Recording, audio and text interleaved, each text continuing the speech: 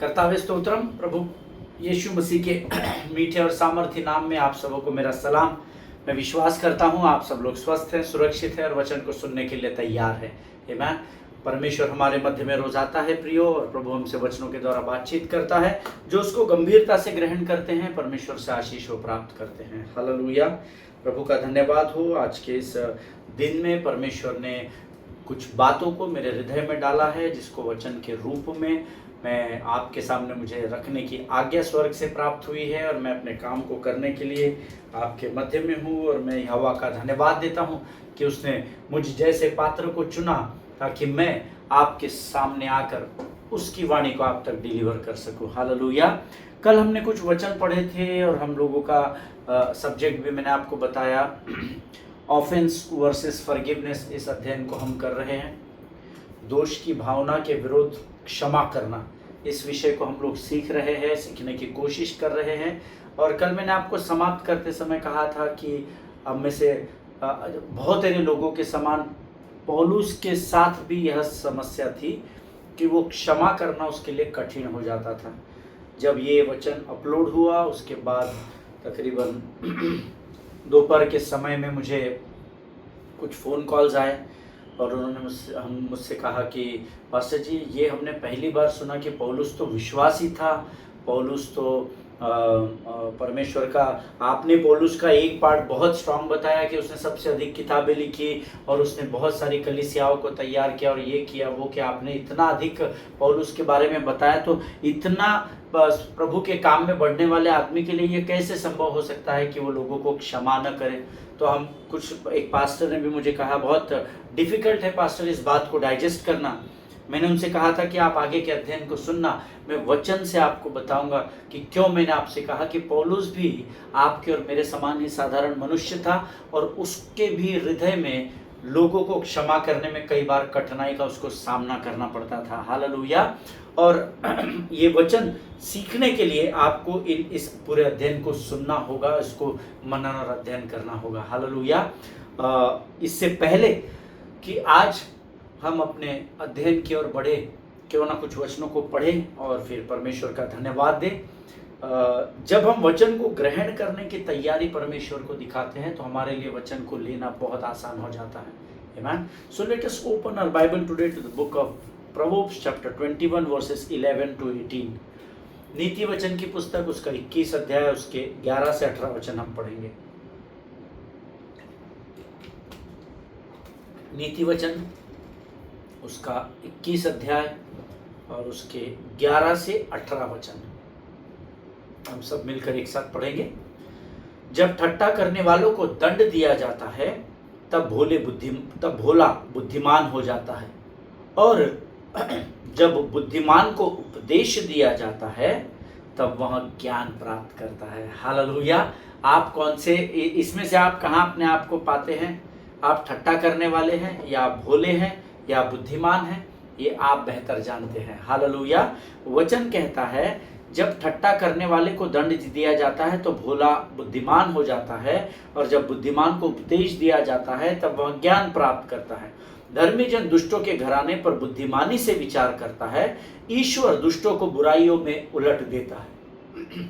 जो कंगाल की दुहाई पर कान न दे वह आप पुकारेगा और उसकी सुनी न जाएगी। गुप्त में दी हुई भेंट से क्रोध ठंडा होता है और चुपके से दी हुई घूस से बड़ी जलजलाहट भी थमती है। न्याय का काम करना धर्मी को तो आनंद, परंतु अनर्थकारियों को विनाश ही का कारण जान पड़ता है। जो मनुष्य बुद्धि के मार्ग से भटक जाए उसका ठिकाना मरे हुओं के बीच में होगा। जो राग रंग से प्रीति रखता है वह कंगाल हो जाता है, और जो दाख मधु पीने और तेल लगाने से प्रीति रखता है वह धनी नहीं होता। दुष्ट जन धर्मी की छुड़ौती ठहरता है, और विश्वासघाती सीधे लोगों के बदले दंड भोगते हैं। हालेलुया। ये परमेश्वर का वचन है, और प्रभु इन वचनों के पढ़े जाने पर हम में से प्रत्येक को आशीष दे। जब ठट्टा करने वाले को दंड दिया जाता है तब भोला व्यक्ति जो है वो बुद्धिमान हो जाता है। हालेलुया। जब आप किसी ऐसे व्यक्ति को जो दंड का भागी है, जब उसको आप दंड प्राप्त करते वक्त देखते हैं, तो अगर आप भोले हैं तो आप उसकी शिक्षा को देखकर या उसके साथ जो बातें घटी है उन बातों को देखकर आप बुद्धिमान हो जाते हैं। आप उन गलतियों को नहीं दोहराते जिसके कारण उसको दंड मिला है। और जब बुद्धिमान को उपदेश दिया जाता है तो वचन लिखता है तब वह ज्ञान को प्राप्त करता है। यहाँ पर जितने लोगों की गवाही आती है ना, आप बुद्धिमान लोग हैं। वो मैं इसलिए इतने कॉन्फिडेंस से बता रहा हूँ क्योंकि बुद्धिमानों को जब ये उपदेश प्रभु का पहुंचाया जाता है तो आप लोग ज्ञान प्राप्त करते हैं, और उस ज्ञान को प्राप्त करने के द्वारा आप लोग प्रभु की महिमा में बढ़ते चले जाते हैं। हालेलुया। धर्मी जन दुष्टों के घर पर बुद्धिमानी से विचार करता है, ईश्वर दुष्टों को बुराइयों में उलट देता है। जिनके सुनने के कान हो वो सुन ले। The righteous one observes the house of the wicked, he throws the wicked down to ruin. Hallelujah. धर्मी जन दुष्टों के घराने पर बुद्धिमानी से विचार करता है। जो धर्मी होता है वो दुष्टों का न्याय करने में अपने समय को, अपने विचारों को व्यर्थ नहीं गंवाता।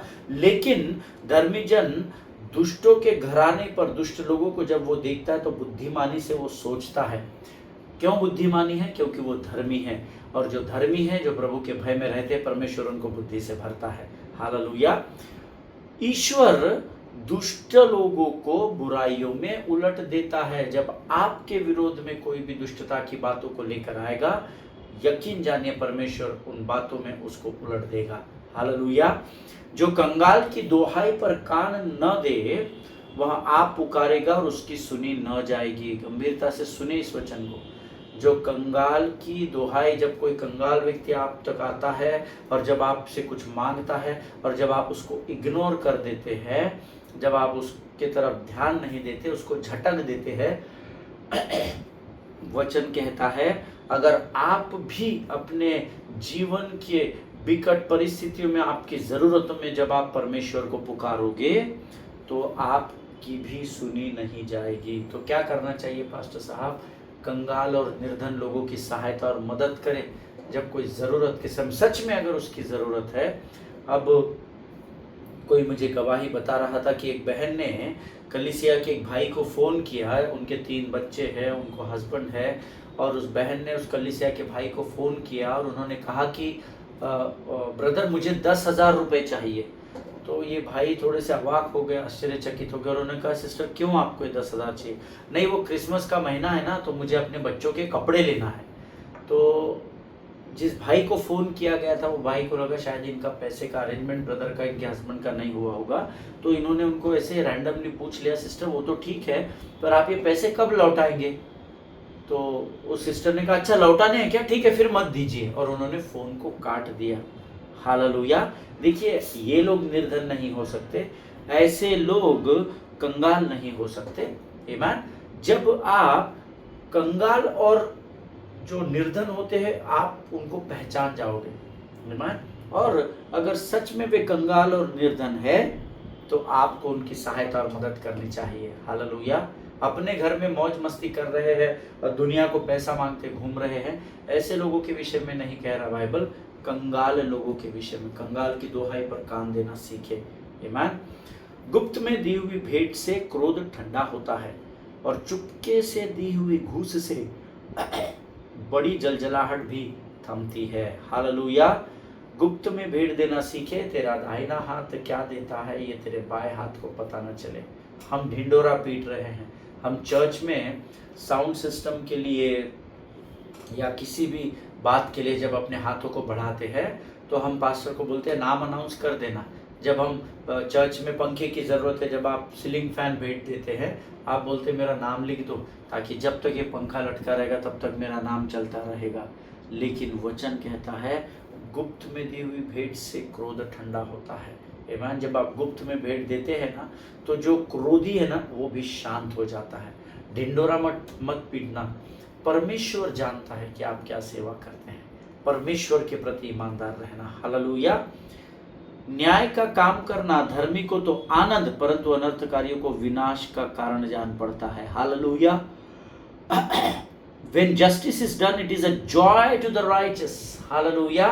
जब न्याय का काम होता है तो जो धर्मी होता है उसको बड़ा आनंद होगा, लेकिन जो अनर्थ करने वाला, विनाश करने वाला है, जब वो न्याय के कामों को होते देखता है तो वो क्रोधित होता है, क्योंकि उसको न्याय पसंद नहीं, लेकिन उसका न्याय के तरफ अपने का न्याय के प्रति न बढ़ना उसके लिए विनाश का कारण बन जाता है। हालेलुया। जो मनुष्य बुद्धि के मार्ग से भटक जाए उसका ठिकाना मरे हुए के बीच में होगा। हालेलुया। जिनके सुनने के कान हो वो सुन ले। जो मनुष्य बुद्धि के मार्ग से, बुद्धि का मार्ग कौन सा है? यीशु मसीह का मार्ग ही बुद्धि का मार्ग है, क्योंकि बुद्धि का उगम स्थान यीशु नासरी ही है। जो यीशु मसीह के मार्ग पर चलने से भटक जाता है उसका ठिकाना मरे हुओं के बीच में होगा, मुर्दों के बीच में वो पाया जाएगा। मैंने नहीं कहा, प्रभु का वचन कहता है। हालेलुया। जो राग रंग से प्रीति रखता है वह कंगाल हो जाता है, और जो दाख मधु पीने और तेल लगाने से प्रीति रखता है वह धनी नहीं होता। राग रंग से प्रीति अर्थात जो प्लेजर्स में पड़ा होता है, जो बुरी बातों में लिप्त पाया जाता है, वो धीरे धीरे धीरे कंगाल हो जाता है। हालेलुया। अंग्रेजी में बहुत सटीक लिखा है, Whoever loves pleasure will be a poor man. He who loves wine and oil will not be rich. Hallelujah. जो नशा और बुरी लतों में पाया जाता है, जो बुरे कामों में, राग रंग की प्लेजर्स की बातों में पाया जाता है, वो कंगाल हो जाता है, वो कभी भी धनवान नहीं होगा, ऐसा परमेश्वर का वचन कहता है। हालेलुया। दुष्ट जन धर्मी की छुड़ौती ठहरता है, और विश्वासघाती सीधे लोगों के बदले दंड भोगते हैं। हालेलुया। दुष्ट जन जो होता है वो धर्मी के लिए छुड़ौती ठहरता है। आमीन। परमेश्वर आपका युद्ध लड़ता है प्रियो। आपको परमेश्वर पर ठहरे रहना सीखना है। हमारी प्रॉब्लम ही वो है कि हम प्रभु पर ठहरना नहीं चाहते। हम आगे आगे बढ़ रहे, प्रभु यहाँ है, हम प्रभु से आगे निकलने की कोशिश कर रहे, हम उन बातों की तरफ बढ़ रहे जो लूसीफर ने स्वर्ग में की थी, जिसके कारण उसको स्वर्ग से बाहर फेंक दिया गया। आज ये वचन हमको सचेत कर रहा है। कई बातों को इन वचनों ने हमें बताया है। हमको सचेत और जागते रहने की जरूरत है। हालेलुया। किसी भी बात की चिंता नहीं करने पर अपना भरोसा यहोवा पर रखना है। आमीन। परमेश्वर इन वचनों के पढ़े जाने के लिए हम में से प्रत्येक पर आशीष दे प्रियो। ये समय है जब हम अपने इन वचनों के पढ़े जाने की सामर्थ को प्राप्त करने के लिए यहोवा का धन्यवाद देंगे, और जो वचन अभी हम प्रभु से प्राप्त करने वाले हैं उसके लिए हम अपना समर्पण परमेश्वर को करेंगे। आइए हम दुआ करें। खुदावंद प्रभु यीशु मसीह के मीठे मधुर सामर्थ्य नाम के लिए तेरा धन्यवाद देते हैं। तू ही है प्रभु जो परमेश्वर पिता हमें आशीष देता है। प्रभु जी हम धन्यवाद देते हैं, सारी महिमा तुझे देते हैं, क्योंकि तूने आज ये वचन पढ़ने के लिए हमें सामर्थ्य और बुद्धि दी राजा। हमें सामर्थ्य दिया, हमें बल दिया, ताकत दिया, ताकि अपने मुख से हम इन वचनों का अंगीकार कर सके। ऐसे कई लोग हैं प्रभु जो बोल नहीं पाते, जो तेरे वचन को बोलना चाहते, पढ़ना चाहते, पर पढ़ नहीं पाते। तू हमें दिन प्रतिदिन सामर्थ्य देता है, हम धन्यवाद देते हैं। इस समय हम अपने शरीर, प्राणात्मा और बुद्धि को तुझे समर्पित करते हैं। पिता हमारे साथ हो, हमारी सहायता और मदद कर। जब हम वचन को सुने तो प्रभु उन वचनों को समझने के लिए बुद्धि और ज्ञान दे राजा। सारी बातों में महिमा तुझको देते हैं। आगे के संपूर्ण समय को तुझे सौंपते हैं। तूने हमारी प्रार्थना को स्वीकार किया, ऐसा विश्वास करते और विनती को धन्यवाद के साथ हमारे उद्धारकर्ता और परमेश्वर यीशु नासरी के मीठे, पवित्र और सामर्थ्य नाम में मांगते प्रभु सुनिए और बड़ी दया से ग्रहण करें। आमीन आमीन। हालेलुया। परमेश्वर भला है और उसकी उपस्थिति इस समय हमारे मध्य में है। आप सबों को एक बार फिर मैं यीशु मसीह के नाम से सलाम करता हूं। कल मैंने आपको कहा था कि पौलुस मेरे और आपके जैसा था। Like many of us, Paul also struggled in forgiving other people. पौलुस को भी बड़ा कठिन हुआ कि वो लोगों को क्षमा कर सके। हालेलुया। जब हमने कल कुछ वचन पढ़े थे, मैं चाहता हूं कि आप उस वचन को फिर एक बार पढ़ लें ताकि आपको समझने में आसानी जाए। The book of Acts chapter 15 verses 36 to 40। प्रेरितों के काम 15 अध्याय 36 से 40 वचन। कल मैंने आपसे कहा था कि जब तक हम इस विषय का अध्ययन करें रोज इन वचनों को पढ़कर आना। हालेलुया। वचन सब मिलकर पढ़ेंगे। प्रेरितों के काम उसका 15 अध्याय उसके 36 से 40 वचन। कुछ दिनों बाद बरनबास ने पौलुस से कहा, आओ जिन जिन नगरों में हमने प्रभु के वचन का प्रचार किया है वहां अपने भाइयों के पास वापस चलकर यह देखें कि वे क्या कुछ कर रहे हैं। बरनबास चाहता था कि मरकुस कहलाने वाला यूहन्ना को भी वो अपने साथ ले चले, किंतु पौलुस ने यही ठीक समझा कि वे उसे अपने साथ न ले, जिसने पंफुलिया में उनका साथ छोड़ दिया था और प्रभु के कार्य में जिसने उनका साथ नहीं निभाया। इस पर उन दोनों में तीव्र विरोध पैदा हो गया, अर्थात बरनबास और पौलुस में मरकुस को लेकर मनमुटाव हो गया। परिणाम यह हुआ कि वे आपस में एक दूसरे से अलग हो गए। पौलुस अलग रास्ता पकड़ा और बरनबास अलग रास्ता पकड़ा। बरनबास मरकुस को लेकर पानी के जहाज से साइप्रस चला गया।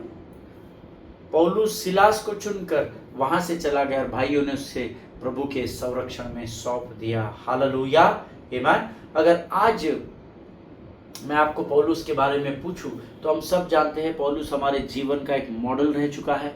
पौलुस के द्वारा हमने बहुत कुछ सीखा है। मैंने आपको कल इन सारी बातों को बताया था। वो उसके पास पूरी 5-fold मिनिस्ट्री थी। वो एक अच्छा थियोलॉजियन भी था, अच्छा शास्त्र का ज्ञान रखने वाला भी था, बहुत कुछ खूबियां उसमें थी। उसने पवित्र शास्त्र की बहुत सारी किताबों को लिखा। But the biggest drawback of Paul was he struggled in forgiving other people. दूसरों को क्षमा करने में कई बार उसने स्ट्रगल किया। हालेलुया।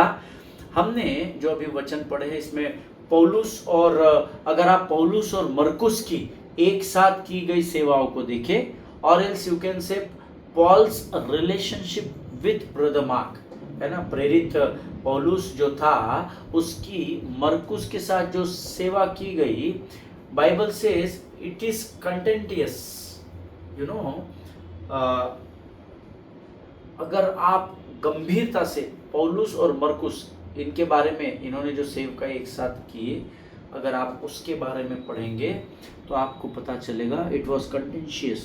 उसको हिंदी में हम बोल सकते हैं विवादास्पद थी, है ना। इनकी सेवकाई, ये साथ तो सेवकाई किए हैं, पौलुस भी था, मरकुस भी था, इन्होंने साथ साथ सेवा तो की, लेकिन अगर पूरे बाइबल में आप पढ़ेंगे तो इनकी सेवा में बहुत विवाद थे। और इस रिश्ते को समझने के लिए मुझे आपको प्रेरितों के काम उसके 7वें अध्याय में ले जाना पड़ेगा, ताकि हमने अभी जो मार्क एक्ट्स 15 को पढ़ा, प्रेरितों 15 को जो हमने पढ़ा, उसको गहराई से समझने के लिए कि क्यों पौलुस ने मरकुस को साथ में लेने के लिए दोबारा मना किया, जिसने उसको पंफुलिया में छोड़ दिया था। इस बात को समझने के लिए मुझे आपको थोड़ा सा इस अध्याय में पीछे, इसी अध्याय में प्रेरितों के काम उसके 7वें अध्याय में जाना पड़ेगा। हालेलुया। देखिए, प्रेरितों के काम उसके 7वें अध्याय में स्टीफन के बारे में लिखा है, जिसको हिंदी में स्टीफनुस कहा जाता है ना। स्टीफन के बारे में लिखा है। आपने बाइबल पहले पढ़ा होगा, ऐसा मैं विश्वास करता हूँ। और हम सब जानते हैं स्टीफन जो था या स्टीफनुस जो था वो एक डीकन था, या उसको हिंदी में डीकन का मतलब उपयाजक या असिस्टेंट पास्टर आज की लैंग्वेज में बोले तो। And we all know that he was the first, आप सब जानते हैं that he was the first martyr of Christianity. वो पहला शहीद था जो मसीहियों में पहला शहीद कहलाया गया, जिसको हम सब जानते हैं कि उसको पत्थर से मारा गया था। और जब यहूदियों ने स्टीफनुस को पत्थर से मार गिराया, it causes panic in the disciples, you know. जब स्टीफनुस को पत्थर से मार मार कर, हम सब जानते हैं उसने स्वर्ग को खुला देखा, और उसने, परमेश्वर ने उसका खड़े होकर स्वागत किया स्टीफनुस का। और जब स्टीफनुस के साथ ये वाकया हुआ, आप जरूर प्रेरितों के काम 7वां अध्याय होमवर्क में लिख लीजिए, इसको जरूर पढ़ना। When it had happened, when Stephen was stoned by Jewish people, है ना, यहूदियों के द्वारा जब उसको मारा गया, it causes panic in the disciples, and then Bible says they began to flee to other cities like Cyprus और साइरेन, है ना। इन अलग अलग देशों में, अलग अलग शहरों में ये जो सारे डिसाइपल्स, चेले थे ना, ये इधर उधर बढ़ गए। जब स्टीफनुस को पत्थर से मारा गया तो इनको लगा भाई हमको भी ऐसे ही ना मार दे, और ये थोड़े पैनिक हो गए, विचलित हो गए। कोई इधर चला गया, कोई साइप्रस, कोई साइरेन, कोई और कोई जगह, कोई यरूशलेम, कोई अंता, सब अलग अलग ये लोग अलग अलग बट गए थे। आप बाइबल पढ़िएगा, मैंने जो अध्ययन आपको बताया था उसमें आपको ये सारी चीजें मिल जाएगी। लेकिन इन चेलों ने तय किया कि इनमें से कुछ चेलों को वो अंताकिया में सेवा के लिए भेजेंगे, क्योंकि उन दिनों में अंताकिया की कलीसिया में परमेश्वर का काम बहुत अधिक बढ़ रहा था। चिन्ह और चमत्कार हो रहे थे और लोग मसीह के पीछे भाग रहे थे, यीशु मसीह को स्वीकार करने लगे थे, यीशु को अपना परमेश्वर जानने लगे थे, और अंताकिया में बहुत प्रभु का काम बढ़ रहा था। तो जब स्तीफनुस को पत्थर से मारा गया तो ये चेले इकट्ठा हुए, भयभीत होंगे, जरूर भयभीत होंगे, एक भाई को मार दिया गया था और अब हम अलग अलग जगहों पर जाएंगे। ये उन्होंने डिसाइड किया कि अब यहाँ रहना खतरे से खाली नहीं है। लेकिन जाने से पहले उन्होंने एक सभा भराई, मीटिंग की और उन्होंने डिसाइड किया कि हम कुछ लोगों को अंताकिया की कलीसिया में भेजेंगे ताकि ये लोग जाकर वहां उन लोगों की सेवा करें और जो काम बढ़ रहा है वो प्रभु का काम और अंताकिया में बढ़ सके। And number 2, Antioch is very very very important in Christian history, है ना। एक बात आप आपके नोट्स में लिख लीजिए कि अंताकिया की कलीसिया का एक बहुत अद्भुत महत्व मसीही इतिहास में दिया गया है, because it is the first city where first time in the history of human mankind the followers of Jesus Christ are called as Christians. Hallelujah. तो मसीही क्रिश्चियन, ये क्रिश्चियन लोग हैं, ऐसा आप सुनते हैं ना। तो ये क्रिश्चियन शब्द कहाँ से आया? ये अंताकिया की कलीसिया में आया। वहाँ प्रभु का काम बहुत बढ़ रहा था और इसीलिए अंताकिया का मसीही इतिहास में बहुत महत्व है, क्योंकि अंताकिया की कलीसिया वो इस पृथ्वी पर की पहली कलीसिया थी जिसको मसीही या क्रिश्चियन कहा गया। क्रिश्चियन क्यों कहा गया? Because they were following Christ, CHRIST, Christ को वो फॉलो कर रहे थे, इसीलिए इनको CHRISTIANS क्रिश्चियंस कहा गया। हालेलुया। ये बात याद रखिएगा। पहली मसीह कहलाने जाने वाली कलीसिया कौन सी थी? कोई अगर आपसे पूछे तो कहिएगा अंताकिया की कलीसिया। हालेलुया। और जब ये भाई यहाँ पर इकट्ठा हुए तो इन भाइयों ने मिलकर बरनबास को वहां पर भेजने का निर्णय लिया कि हम बरनबास को वहां पर भेजेंगे ताकि वो अंताकिया की कलीसिया की सुधि ले सके और उसके कार्य को और प्रभु के कार्य को वहां और बढ़ा सके। और जब बरनबास सेवा के लिए अंताकिया में गया तो आप पढ़िएगा 7वां अध्याय में, जो ये आपको अभी पूरा समअप करके बता रहा हूँ, ये आपको 7वें अध्याय पर पढ़ना जरूर, नहीं तो सर के ऊपर से निकल जाएगा, आपको स्मरण पढ़ेंगे तो आपको स्मरण भी रह जाएगा। सो अंताकिया की कलीसिया में जब बरनबास को भेजा गया तो कलीसिया उन्नति से उन्नति की ओर बढ़ने लगी और काम इतना अधिक बढ़ गया अब यहाँ पर अंताकिया के कलीसिया का कि अब यहाँ पर बरनबास को लगा कि अब मुझसे ये काम जो पहले ऐसा फैल रहा था अब ये ऐसा फैल रहा है और ये इतना अधिक बढ़ रहा है कि मुझसे अब अकेले से ये नहीं हो पाएगा, ऐसा बरनबास ने सोचा। और वो कहता है कि अब मुझे जरूर किसी भाई की जरूरत पड़ेगी जो बरनबास का हाथ बटा सके, ताकि एक से भले दो, क्योंकि हम वचन जानते हैं 1000 को और 2 10,000 को काम में आता है। हालेलुया। जब 2 मसीह एक साथ मिल जाते हैं तो 10,000 पर भारी हो जाते हैं, ऐसा वचन कहता है। आमीन। सो यहाँ पर बरनबास को जब भेजा गया तो बरनबास ने सोचा काम बढ़ रहा है, अब मुझे किसी और की सहायता की जरूरत पड़ेगी, और तब उसने तय किया कि वो पौलुस को भी अपने साथ अब जोड़ेगा ताकि बरनबास और पौलुस मिलकर अंताकिया के कलीसिया के कामों में बढ़ सके, जो कि वो पौलुस जो उस समय टॉरस में था, है ना, जो उस समय टॉरस नाम के देश में था। और वहां से अब अंताकिया में बरनबास ने पौलुस को बुलवाया और बरनबास और पौलुस ने एक साथ मिलकर अंताकिया में काम करना शुरू किया और अद्भुत चिन्ह और चमत्कार होने लगे और कलीसिया बढ़ने लगी। जब ये दोनों यहाँ पर कलीसिया को बढ़ा रहे थे, उन दिनों में कई भविष्यवक्ता जो थे वो यरूशलेम से अंताकिया में आए थे। There were many prophets who came from Jerusalem to Antioch.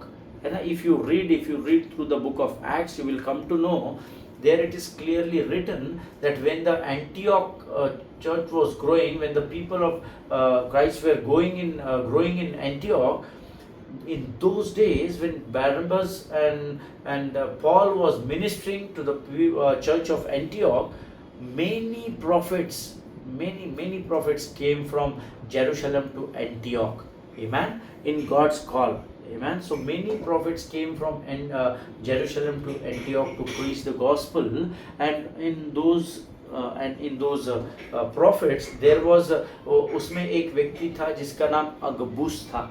वो एक भविष्यवक्ता था। आप आपके नोट्स में लिख सकते हैं, आपको ये नाम 7वें अध्याय में प्रेरितों के काम में मिल जाएंगे। एक अगबुस नामक एक भविष्यवक्ता वहाँ पर आया और उस भविष्यवक्ता ने इनको बताया कि सारे जगत में अब अकाल पड़ने वाला है। आप पढ़िएगा, वहाँ लिखा है, ये सारी बातें लिखी है, अब सारे जगत में अकाल पड़ने वाला है। ओके, लेट अस हम पढ़ ही लेते हैं ताकि आपका जो संदेह है, जो बाइबल लेके नहीं बैठते उनका संदेह दूर हो जाए।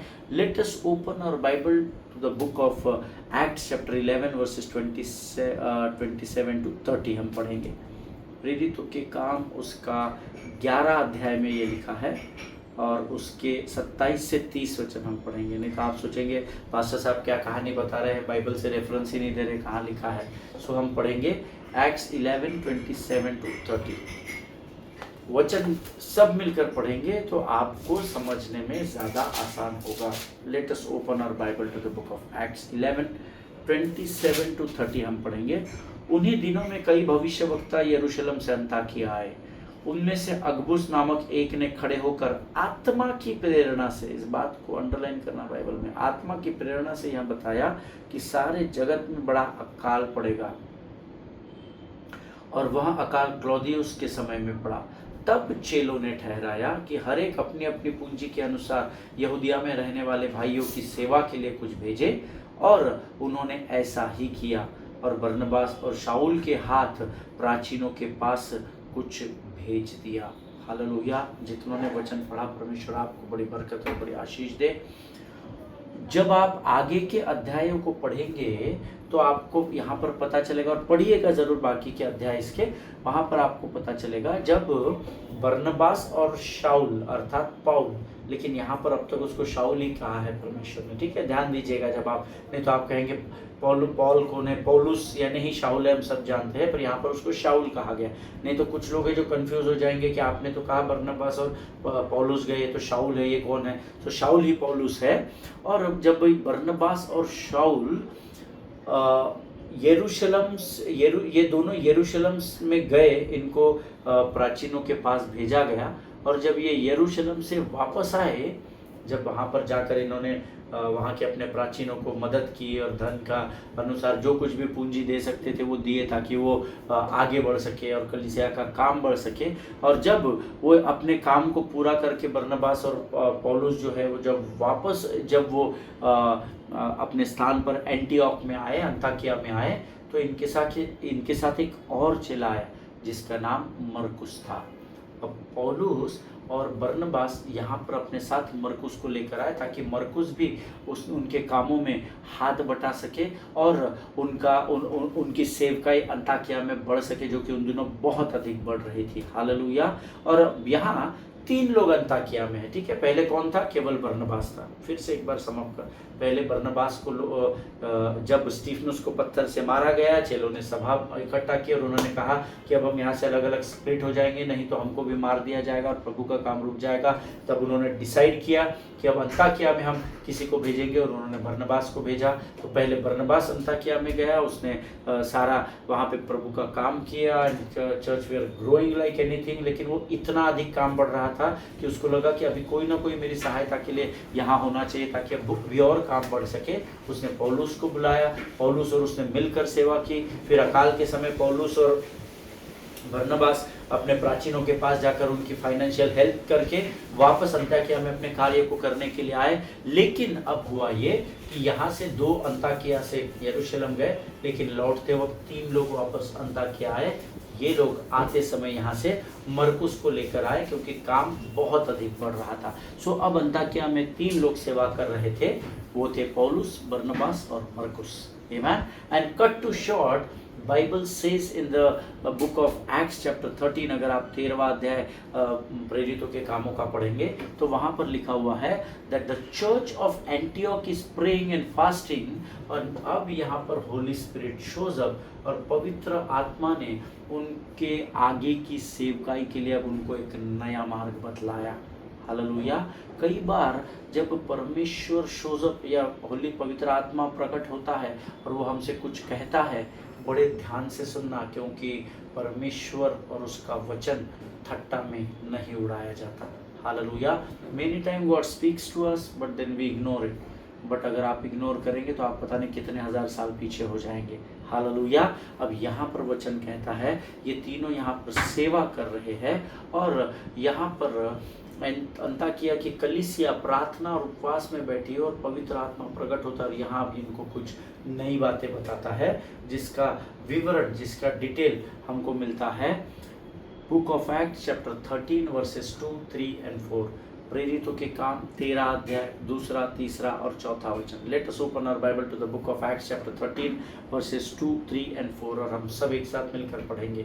वे जब उपवास करते हुए प्रभु की उपासना में लगे हुए थे, तभी पवित्र आत्मा ने कहा, बरनबास और शाऊल, यहाँ पे भी शाऊल ही पुकार रहा है, पौलुस नहीं, जिस बरनबास और शाऊल को जिस काम के लिए मैंने बुलाया है उसे करने के लिए मेरे निमित्त उन्हें अलग कर दो। कितने के नाम लिए हैं? 2 लोगों के। तो जब शिक्षक और नबी अपना उपवास और प्रार्थना पूरी कर चुके तो उन्होंने बरनबास और शाऊल पर अपने हाथ रखे और उन्हें विदा कर दिया। पवित्र आत्मा के द्वारा भेजे हुए वे सिलूकिया गए, जहां से जहाज पे बैठकर वे साइप्रस पहुंचे। आमीन। ये प्रभु का वचन है, जिन्होंने सुना प्रभु आशीष दे। और जब यहाँ पर बरनबास और शाऊल को अभिषेक से भरा गया, अनॉइंट किया गया और इनको सेवा के लिए भेजा गया, तो इन्होंने अपने साथ मरकुस को भी लिया।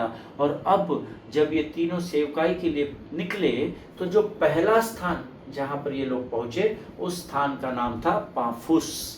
आपके पवित्र शास्त्र में देखिएगा, है ना, if I am not wrong, the book of Acts chapter 13 and verse 6 में इस बात का जिक्र किया गया कि वो पाफूस पहुंचे। आमीन। अपने पवित्र शास्त्र नोट्स में लिख लीजिए और पवित्र शास्त्र में पढ़ लीजिए, वहाँ पे कहीं तो भी लिखा हुआ है कि वो यात्रा करते हुए वो पाफूस को पहुंचे। तो ये पहला स्थान था जहाँ पर ये तीनों फिर से एक बार सेवकाई के लिए पहुंचे। और अगर आप इस वचन को आगे पढ़ेंगे तो आपको पता चलेगा कि इस पाफूस में जब वे पहुंचे, जब आप प्रेरितों चैप्टर 13 वर्स 6 से आगे पढ़ेंगे तो आपको पता चलेगा, जब ये लोग पाफूस को पहुंचे तो यहाँ उनको एक झूठा भविष्यवक्ता मिला जिसका नाम बार यीशु था। BAR, बार, ये वाला बार नहीं, BAAR, बार, या आप उसको BAR भी बोल सकते हैं। आप पढ़िएगा। चलिए हम लोग निकालते हैं, 6वां वचन पढ़ेंगे हम। The book of Acts chapter 13 verse 6, प्रेरितों के काम 13 अध्याय 6वां वचन। When they had gone through the whole island as far as Paphos, they came upon a certain magician, a Jewish false prophet named Bar Jesus। कुछ अध्ययन में BAR लिखा है, कुछ अध्ययन में BARR लिखा है, but that is not important। Important ये है कि जब वे यहाँ पाफूस में आए तो उनको यहाँ पर एक झूठा भविष्यवक्ता मिला जिसका नाम बार यीशु था। और फिर वहाँ आगे कुछ परेशानी करने वाली, वहाँ पर जब आप आगे पढ़ेंगे उस अध्ययन में तो आपको कुछ परेशान, मैं वो इसलिए उसके डिटेल में नहीं जा रहा क्योंकि हमारा अध्ययन ऊपर है, प्रेरितों के काम हमने ऊपर पढ़ा हुआ है 36 से 40, 15, है ना। लेकिन मैं आपको उस बात को समझने के लिए इन बातों को बता रहा हूँ। और अब यहाँ पर ये 3 लोग हैं जो सेवा के लिए पाफूस में आए। कौन कौन है? पौलुस है, बरनबास है और मरकुस है। और अब ये जब यहाँ पर आते हैं तो इनको बार यीशु, एक झूठा भविष्यवक्ता मिलता है और फिर वहाँ पर बहुत कुछ परेशानियों का इनको सामना करना पड़ता है, जिसके लिए आप पढ़ लेना the book of Acts chapter 13 versus 6 to 12, अपने नोट्स में लिख लीजिए। प्रेरितों के काम उसका 13 अध्याय उसके 6 से 12 वचन आप पढ़िएगा। वहां पर आपको ये सब जो परेशानियां उनके साथ घटी ये सब वहां पर आपको मिलेगी। लेकिन पौलुस और बरनबास ने क्या किया, जो भी वहां समस्या उत्पन्न हुई थी, जो भी कठिनाइयां उत्पन्न हुई थी, उसको बरनबास ने और पौलुस ने बड़ी बुद्धिमानी के साथ संभाला, उसको टैकल किया ताकि वे वहां से निकल सके और वहां वाद विवाद न हो। और फिर बाइबल कहती है वो वहां से पाफुस से आगे निकलकर पंफुलिया के पिरगा में सेवा के लिए आए। ठीक है, पंफुलिया के पिरगा में आप बाइबल पढ़ेंगे तो आपको उसमें लिखा हुआ है। लेकिन यहाँ एक बहुत बड़ी घटना हुई, यहाँ पर एक आश्चर्यचकित करने वाली घटना घटी। मरकुस यहाँ पर पौलुस और बरनबास को छोड़कर वापस चला गया। आमीन, वो यरूशलेम वापस चला गया। क्या हुआ इसका विवरण यहाँ पर दिया नहीं है। अगर आपको ये पढ़ना है तो आप प्रेरितों के काम 13 अध्याय 13 वचन पढ़िएगा, जिसमें लिखा हुआ है पौलुस और उसके साथी पाफुस से जहाज खोलकर पंफुलिया के पिरगा में आए और यूहन्ना उन्हें छोड़कर अर्थात मरकुस उन्हें छोड़कर यरूशलेम को लौट गया।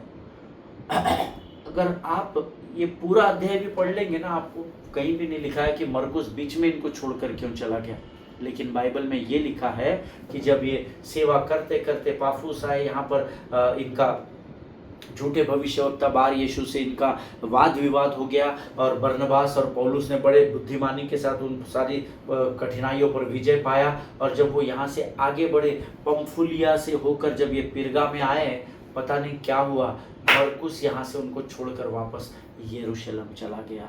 हालेलुया। लेकिन बाइबल कहती है, पवित्र शास्त्र इस बात का कोई सटीक प्रमाण नहीं देता कि क्यों मरकुस बीच में ही पौलुस और बरनबास को छोड़कर वापस यरूशलेम लौट गया।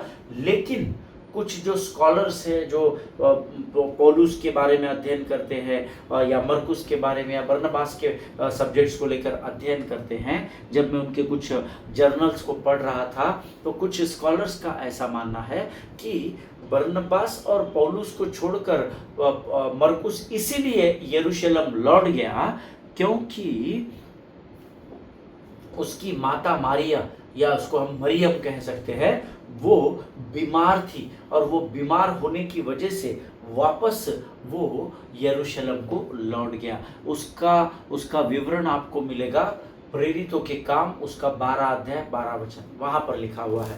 12 अध्याय 12 वचन कहता है प्रेरितों के काम, यह जानकर वह उस यूहन्ना की माता अर्थात मरकुस की माता मरियम के घर आया जो मरकुस कहलाता है। वहां बहुत से लोग इकट्ठे होकर प्रार्थना कर रहे थे क्योंकि उसकी माता बीमार रहती थी। इसीलिए स्कॉलर्स ये बताते हैं कि वो वहां से पंफुलिया से वापस इन दोनों को बीच में सेवा में छोड़कर वापस यरूशलेम आ गया। हालेलुया। लेकिन पवित्र शास्त्र ऐसा इसके अलावा कोई और सटीक प्रमाण देता नहीं है। आमीन। सो इसके बावजूद वचन ये बताता है कि मरकुस उनको छोड़कर आने के बावजूद भी पौलुस और बरनबास ने अपनी सेवकाई जारी रखी और अलग अलग स्थानों में जाकर वे लगातार सुसमाचार प्रचार करते रहे। हालेलुया। परमेश्वर इन बोले गए और सुने गए और बताए गए वचनों पर हम में से प्रत्येक को आशीष दे।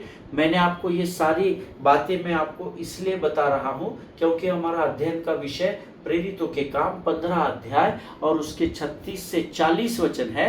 लेकिन क्योंकि यहाँ पर क्यों मैंने आपसे कहा कि पौलुस जो है वो लोगों को क्षमा करने का उसका हृदय नहीं था, आप उस बात को समझने में कंफ्यूज ना हो, इसीलिए हम उसके पहले के अध्ययनों में अपने बेस को तैयार कर रहे हैं ताकि जब हम वापस एक्ट्स 15 में आए तब तक आप ये जान जाए कि क्यों पास्टर ने सिखाया या कहा कि पौलुस का हृदय भी हम में से बहुतों के समान था, उसके अंदर भी क्षमा करने का हृदय नहीं था। हालेलुया। आज हम यहाँ पर समाप्त करेंगे। परमेश्वर इन वचनों को समझने में आपकी सहायता और मदद करे। हम कल एक बार फिर मुलाकात करेंगे, तब तक स्वस्थ रहे और सुरक्षित रहे। हालेलुया। आइए इस समय हम धन्यवाद की प्रार्थना प्रभु के चरणों में बलिदान करेंगे। धन्यवाद और धन्यवाद देते आकाश और पृथ्वी के महान और जीवित परमेश्वर, फिर एक बार आज तूने हमें अद्भुत बातों को बताया। कई बार प्रभु हम पढ़कर बढ़ जाते हैं, हमें बातें समझती नहीं है और हम उसको गंभीरता से भी नहीं लेते। राजा परमेश्वर पिता, हम धन्यवाद देते हैं आज का यह अध्ययन तूने हमें दिया ताकि हम वचन की गहराइयों को समझ सके, क्योंकि तेरा वचन कहता है कि वचन का समझना धर्मी के लिए आशीष और लाभ का कारण होता है। प्रभु धन्यवाद देते हैं पिता, आज इन गहरी और बारीक बारीक बातों को, बहुत छोटी छोटी सूक्ष्म बातों को तूने हमें बताया, एक कड़ी को दूसरे से जोड़ा ताकि हम वचन को बड़ी आसानी से ग्रहण कर सके। इसलिए हम तुझे धन्यवाद देते हैं राजा। जितनों ने सुना उन्हें आशीष दे। सारी बातों में महिमा आदर तुझे देते हैं। विनती को धन्यवाद के साथ यीशु नासरी के नाम से मांगते, सुन और कबूल कर। आमीन। Thank you Jesus. हालेलुया। परमेश्वर आप सबको को आशीष दे। इजराइल के लिए प्रार्थना करें, भारत देश के लिए प्रार्थना करें, अपने पासबानों के लिए, उनके परिवारों के लिए प्रार्थना करें। रोज एक व्यक्ति को गवाही दे और उसके जीवन को बदलने में उसकी सहायता और मदद करे, सत्य को बताए, बाकी काम पवित्र आत्मा करेगा। आमीन। हम कल फिर मुलाकात करेंगे, तब तक अपने आप को संभाल कर रखिए और एक दूसरे के लिए प्रार्थना करते रहिए। सभी को जय मसीह की। God bless you all.